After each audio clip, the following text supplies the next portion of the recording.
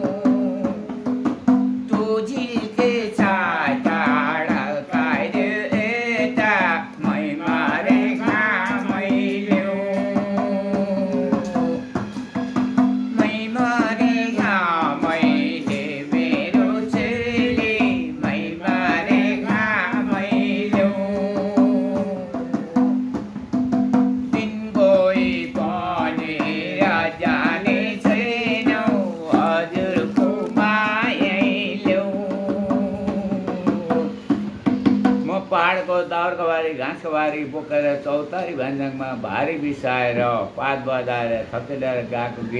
गीतको बोल त सिमल बारोला भन्ने हजुरहरूलाई गुन्जाउन गइरहेको छु।